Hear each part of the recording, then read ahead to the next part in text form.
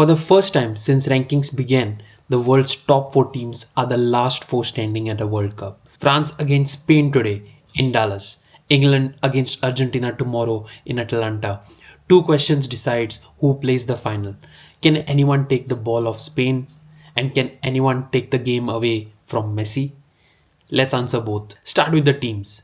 France 4-2-3-1. Mainon in goal, Koundé, Upamecano, Saliba, Digne across the back.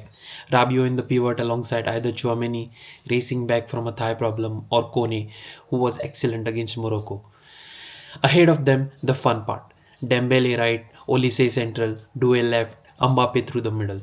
Spain 4-3-3 and probably unchanged. Simon, Porro, Cubarsi, Laporte, Cucurella, Rodri at the base with Fabian Ruiz beside him. Then Yamal, Olmo, Baena with Oyarzabal leading the line. And on the bench, Mikel Merino, who has won Spain's last 2 knockout games as a substitute and might be the most important finisher in the tournament. Now Spain will have the ball. They have conceded 1 goal in 6 matches. They are unbeaten in 36 games, 1 short of an all-time record.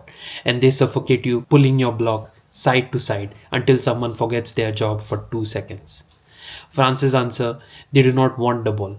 Deschamps has built this farewell team to sit in a mid-block, stay compact and hit the space behind Spain's fullback. The instant possession turns over. And here is why that is terrifying. Porro and Cucurella push very high up the field. Behind them is a lot of space. And into that space runs the fastest forward line at the tournament. Mbappé and Dembélé have created 19 chances for each other this summer, more than any pair here. France have scored 16 goals and have not conceded a single one in the knockout rounds. The whole tie will compress into one duel, Rodri's brain against France's legs. If the Tchouaméni and Rabiot screen holds and cuts the passing lanes to Olmo, Spain goes sideways forever and France win the game in 4 transitions. If it does not hold, Spain's control becomes a slow strangulation and there is a Merino-shaped ending waiting on the bench. 3 things to hold in your head at kickoff.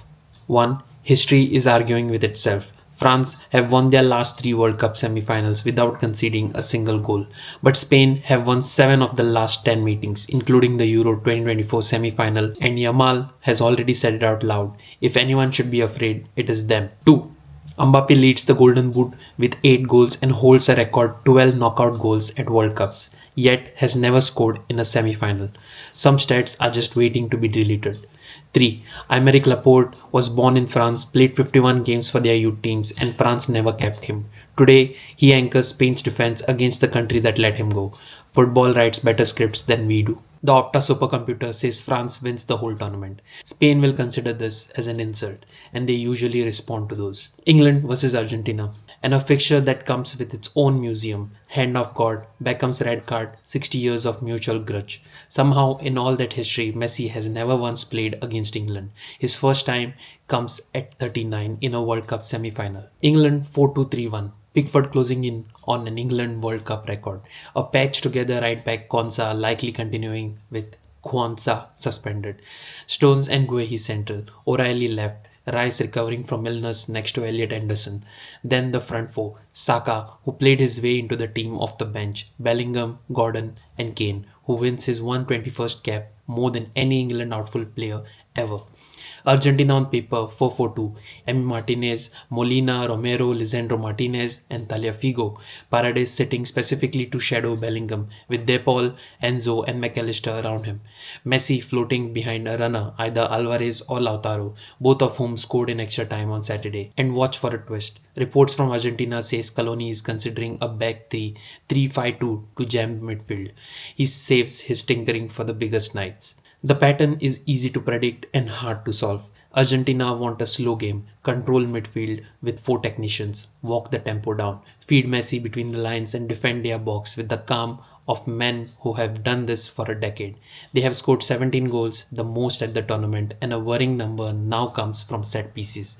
England want the opposite, tempo. Tuchel side presses in bursts and moves the ball forward fast, aiming Saka and Gordon at Molina and Tagliafico.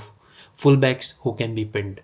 Bellingham arrives late into the box and the dead ball routine of Rice's delivery onto Kane's movement is England's most reliable weapon.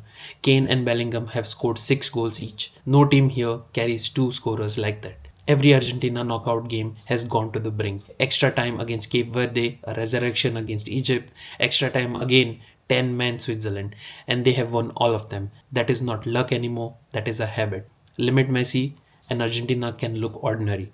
Switzerland nearly proved it, but nearly is doing centuries of work in that sentence. And if it goes to penalties, Emi Martinez is waiting, and nobody on earth wants that. So, who goes through? The honest answer: England's are slight favourites, and it feels wrong to say. They have more ways to score, a deeper bench, and Tuchel, who called their quarterfinal win lucky and sloppy in the same breath, which is exactly the level of paranoia you want in a knockout coach. Argentina have the habit, the keeper, and the one player who bends World Cups around himself. England have lost just 2 of 14 games against Argentina in history. Argentina have Messi 8 goals deep into his last dance. 90 minutes from one more final. Expect it tight, expect it slow, expect it decided by one moment. This fixture always is. The final is Sunday in New Jersey. The dream ticket writes itself. Mbappé against Messi 2022 all over again. But Spain's control and England's set pieces have other ideas. Drop your final in the comments before kickoff and subscribe because whatever happens this week, we will be breaking it down.